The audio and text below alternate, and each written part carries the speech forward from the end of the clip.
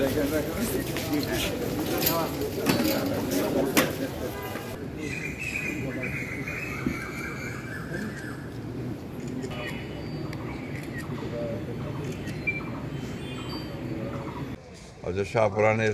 এখানে মজার আমাদের দলের নেত্রী দেশনেত্রী বেগম খালেদা জিয়া সবসময় সেটা আসলেই তিনি আগে দরগা জিয়ারত করতেন।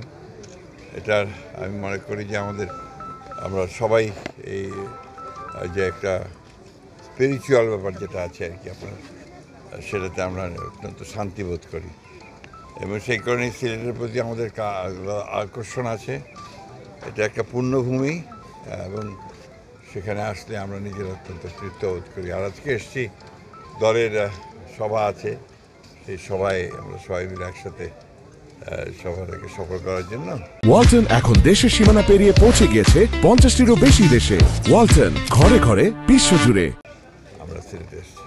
স্যার একটা প্রশ্ন ছিল, সেটা হচ্ছে কি এখন তো নির্বাচনী হাওয়া বইছে সারা দেশে, আপনারা কতটুকু প্রস্তুত এবং নির্বাচন কমিশন কি ফেব্রুয়ারির মধ্যে নির্বাচন করার জন্য আপনারা কোনো চাপ সৃষ্টি করবেন কিনা স্যার? ব্যাপার হচ্ছে যে আপনারা নিশ্চয়ই সবাই জানেন যে দীর্ঘ 15 বছর ফ্যাসিস্টদের বিরুদ্ধে আমরা সংগ্রাম করেছি, লড়াই করেছি। আমাদের প্রায় 60 লক্ষ নেতাকর্মীদের বিরুদ্ধে মিথ্যা মামলা হয়েছে, আমাদের কয়েক হাজার নেতাকর্মীকে হত্যা করা হয়েছে, আমাদের প্রায় 1700-এর উপরে মানুষকে গুম করা হয়েছে। সেখানে আমাদের সিলেটের অত্যন্ত সাহসী নেতা ইলিয়াস আলীও গুম হয়েছেন এবং তারপরে 24 জুলাই আগস্টে ছাত্র জনতার অভ্যুত্থানের মধ্য দিয়ে ফ্যাসিস্ট হাসিনা সরকারের পতন হয়েছে। সেই পতনের পরে আমি একবার একটা ব্যক্তিগত প্রোগ্রামে এসেছিলাম, তারপরে রাজনৈতিক কর্মসূচিতেই প্রথম আসা। সেই কারণে এটা আমাদের কাছে অত্যন্ত গুরুত্বপূর্ণ। আমি যারা জুলাই আগস্টের শহীদ হয়েছেন তাদের প্রতি আমি শ্রদ্ধা জানাচ্ছি, যারা আহত হয়েছেন তাদের প্রতি সমবেদনা জানাচ্ছি এবং এদের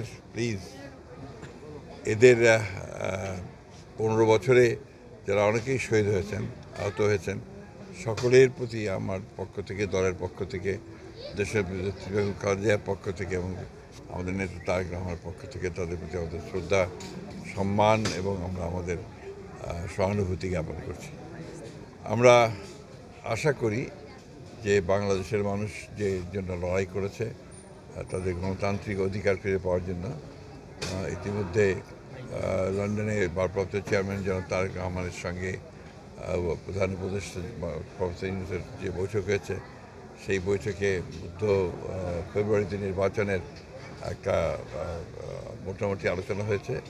আমরা সবাই আশাবাদী যে এই নির্বাচনের মধ্য দিয়ে দেশ জাতি গণতন্ত্রে ফিরে যাবে এবং জনগণের যে গণতান্ত্রিক অধিকার সেটা প্রতিষ্ঠিত হবে এবং যেটাকে আমরা বলি যে রাইট ট্র্যাকে দেশ উঠবে বলে আমরা বিশ্বাস করি। ধন্যবাদ স্যার।